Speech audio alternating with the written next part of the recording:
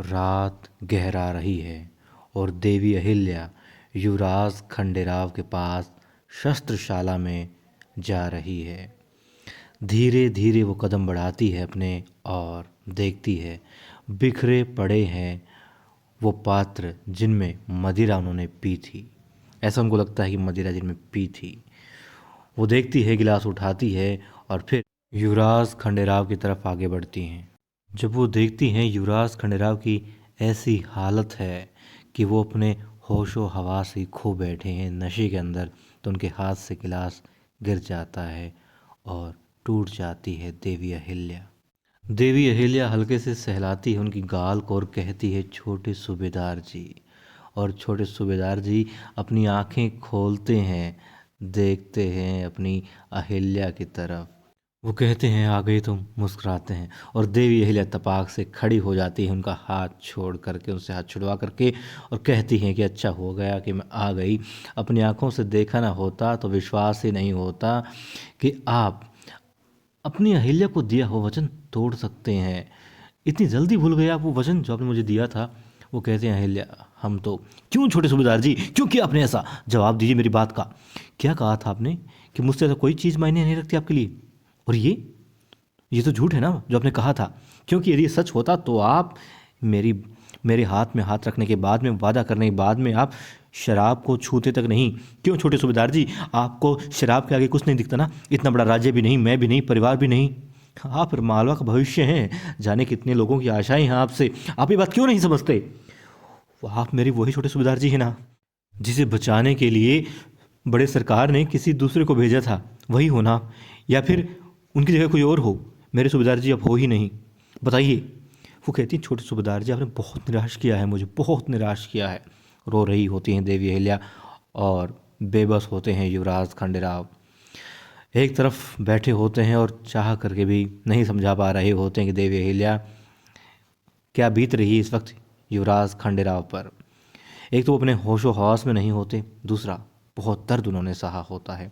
और जैसे ही देवी अहिल्या वहाँ से गुस्से में मुड़ती है बाहर जाने के लिए कि युवराज खंडेराव तो मेरी बात मानते ही नहीं हैं, तभी वो देख करके हैरान हो जाती हैं किसे? हरकू बाई को। और हरकू बाई से वो आंखें नहीं मिला पा रही थी। क्यों?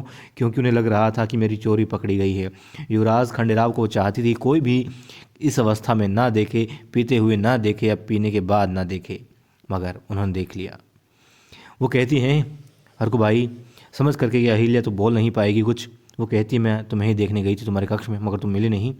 फिर देवी अहिल्या कहते हैं कि आपने देख लिया इन्हें इस हालत में? वो कहती है, हाँ देख लिया मैंने। जो तुम देख रही हो ना अहिल्या, वो सच नहीं है। जो तुम समझ रही हो वो सच नहीं है। तो कहती हैं, क्या क्या कह रही हैं आप? कहती हैं, हाँ। फिर उन्हें बताती हैं कि कैसे युवराज खंडेराव ने अपने आप को रोकने की कोशिश की। वो बताते हैं, और गजब की एक्टिंग थी यहाँ पर। युवराज खंडेराव ने जो मतलब अभिनय निभाया ना यहाँ पर, आप मतलब कमाल। मैं कहूँगा कि बड़े बड़े जो फिल्मी सितारे हैं मुझे इस वक्त छोटे नज़र आ रहे थे युवराज खंडेराव का अभिनय निभाते हुए, शख्स को देखते हुए, इनके अभिनय को देखते हुए। और हरकू बाई देखती हैं इस गज़ब के इंसान को, और उनके हाथ में खंजर होता है जो अपनी दूसरी बाजू पर वार करने वाले थे। वो आकर के उनको रोक लेती हैं। वो कहती है, हाय साहब हम क्या करें, ये जहर हमें अपनी तरफ खींच रहा है, क्या करें हम? हाय साहब दूसरे दर्द को भुलाने के लिए हम क्या करें, और उसको उस लत से बचने के लिए, इस नशे से बचने के लिए, इस जहर से बचने के लिए अपने आप को दर्द देना होगा। गुलाम बना रखा है इसने हमें अपना। कमबख्त शाम होते ही अपनी बाहों में जकड़ने लगती है, खींचने लगती है हमें अपनी तरफ ये शाम होते ही। लेकिन हम समझ नहीं रहे हैं अहिल्या भी। वो कहती है कि इसे छोड़ दो, और ये हम क्या करें, हम क्या करें आई साहब? इस नशे ने गुलाम बना रखा है हमें, पिछले 4 साल से गुलाम बना रखा है, और हम इसे छोड़ नहीं पा रहे हैं। और अहिल्या कहती है, इसे छोड़ दो। छोटे आई साहब बताइए, हम उसे भूल सकते हैं क्या? और ये हम बदलना चाहते हैं साहब, हम बदलना चाहते हैं। जैसे वो अपने छोटे सूबेदार को देना चाहती है, हम वैसा बनाना चाहती है। और दिल से कहें तो हम इस नशे को छूना नहीं चाहते, इसको सिर्फ देखना तक नहीं चाहते, मगर हम क्या करें आई साहब, हम क्या करें? मतलब हमारी सर चढ़ के बैठी है ये, हमारा दिमाग सुन हो जाता है। और इसी चाल है, हम जानते हैं इसी चाल है हमें फंसाने की, मगर हमें अपने आप को रोकना होगा। हम इस तरफ मतलब हम देखना नहीं चाहते, इस तरफ ना देखेंगे, और हम हार नहीं सकते। हमने देवी अहिल्या से वादा किया है और हम उसका विश्वास कैसे नहीं तोड़ सकते। हम क्या करें आई साहब, हम क्या करें आई साहब? और वो फिर खंजर उठाते हैं, और फिर जो नशे की तड़प को कम करने का एक ही तरीका उनके पास था इस वक्त, और वो तरीका वो आजमा लेते हैं, अपने आप को घायल कर देते हैं। और युवराज खंडेराव ने गलत नहीं कहा, झूठ नहीं कहा, क्योंकि जिस तरीके से द्वारकाधीश साहिब या गुन्नू जी काम कर रहे हैं कि युवराज खंडेराव की जो लाइन उसको छोटा कर दो तो अपने आप गुन्नू जी की लाइन बड़ी हो जाएगी, वही काम यहाँ पर युवराज खंडेराव कर रहे थे। एक दर्द को, एक तड़प को कम करने के लिए दूसरा दर्द वो बढ़ा रहे थे, मगर उन्हें क्या मालूम था कि हर दर्द नाकाम हो जाएगा इस लत के आगे। इसलिए कहते हैं कि बुरी लत या बुरी आदत जब आपको लगे कि ये गलत है, बुरी है, उसको उसी वक्त छोड़ दो, क्योंकि यदि समय के साथ साथ आप उसको साथ लेकर चलते रहे तो चाह करके भी बहुत मुश्किल होती है उसको छोड़ पाना। हालांकि ऐसी कोई आदत नहीं है, कोई भी समस्या नहीं है जिसका समाधान ना हो, और कोई भी ऐसी गंदी आदत नहीं है जिसको इंसान छोड़ ना पाए। और यही बात हरकुबाई बता देती है देवी अहिल्या को। वो कहती हैं कि युवराज खंडेराव ने नहीं पी और उसके जख्म को देख करके मैं तुम्हें बुलाने चली गई थी तुम्हारे कक्ष में, उस पीछे से हो सकता है युवराज खंडेराव अपने आप पर काबू ना रख पाए हों। इस लत को जो उनके शरीर में एक मतलब कि मैंने खुद देखा, वो कहती हैं कि जिस तरीके से तड़प रहा था युवराज खंडेराव, हो सकता है उसके दर्द पर भी वो तड़प हावी हो गई हो और इसने पीछे से एक पी ली हो। तब वो कहती हैं उनकी देवी अहिल्या कि सासूबाई, पहले मैं बहुत नाराज़ थी, मगर अब मुझे यकीन हो गया है कि युवराज खंडेराव जैसा मैं चाहती थी वैसा बन सकते हैं। मालवा की उम्मीद थी और ये मालवा की उम्मीद है। मतलब वाकई में जो वो देख रही थी, सुन रही थी, वो चीज़ नहीं थी। और जब उन्होंने जो समझा है, जो हरकुबाई ने बताया, हकीकत वही थी। वो बताती हैं कि जैसे जब हरकुबाई उनके ज़ख्म पर मरहम लगाने लगती है, कुछ पट्टी बांधने लगती है, तो वो मना कर देते हो, कहते नहीं आए साहब, इस दर्द के सहारे ही हम इस तड़प को हराना चाहते हैं। वो कहती कैसे बहकी बहकी बातें कर रहे हो खंडेराव तुम। कहते नहीं आए साहब, नहीं, हम अहिल्या को हरा नहीं सकते, हम उससे दिया वादा तोड़ नहीं सकते आए साहब, नहीं। वो मरहम लगाना चाहती है मगर वो इनकार कर देते हैं। वो कहती हैं कि खंडेराव तुम सुन रहे हो ना, मैं अहिल्या को बुलाने जा रही हूँ। और यहाँ तड़प रहे होते हैं युवराज खंडेराव बेहद दर्द से, और वो कहती हैं खंडेराव ने बहुत कोशिश की अपना वादा निभाने की, अहिल्या बहुत कोशिश की।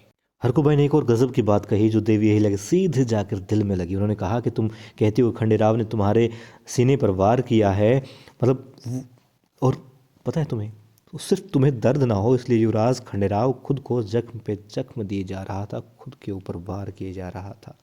वो तुम्हें दर्द, थोड़ा सा भी तुम्हें दर्द हो ना, तुम्हारे आंसू वो बर्दाश्त नहीं कर सकता अहिल्या, वो बहुत अच्छा है। और देवी अहिल्या इस वक्त भी आंसू बहा रही होती हैं। फिर देवी अहिल्या में छोटे सूबेदार जी के पास जाती है और कहती, छोटे सूबेदार जी मुझे माफ़ कर दीजिए, मैंने आपका दर्द नहीं देखा, मैंने ना जाने क्या क्या कह दिया आपको।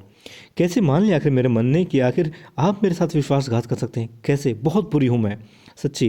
रो रही होती हैं और युवराज खंडेराव फिर अपने कांपते हाथों से, उनके जख्मी हाथों से उनके आंसुओं में पहुँचते और कहते हैं तुम बहुत अच्छी हो देवी अहिल्या, बहुत अच्छी हो, तभी तो किया हमने तुम्हारे लिए सब, बहुत अच्छी हो तुम। और फिर देवी अहिल्या और हरकुबाई दोनों युवराज खंडेराव को उनके कक्ष में लेकर के जाती है, और उससे पहले देवी अहिल्या युवराज खंडेराव के जख्मों पर रोते हुए मरहम लगाती है। और युवराज खंडेराव उस दर्द को भुला चुके होते हैं जो उन्होंने अपने आप को दिया था, और गले लग जाती है देवी अहिल्या युवराज खंडेराव को। मगर जैसे याद आता है दोनों को कि हरकुबाई भी यहीं पर उपस्थित हैं, तब दोनों अलग हो जाते हैं और फिर कक्ष में जाते हैं। फिर दोनों लेकर के उसको, क्योंकि देवी अहिल्या से उनकी सासूबाई ने कहा कि अहिल्या संभालो खुद को। हरकुबाई कहती हैं खंडेराव ने बताया मुझे, उसे बहुत अफसोस है इस बात का, और अहिल्या एक बात हमेशा याद रखना कि कुछ भी हो जाए मगर तुम खंडेराव का साथ कभी मत छोड़ना, कुछ भी हो जाए।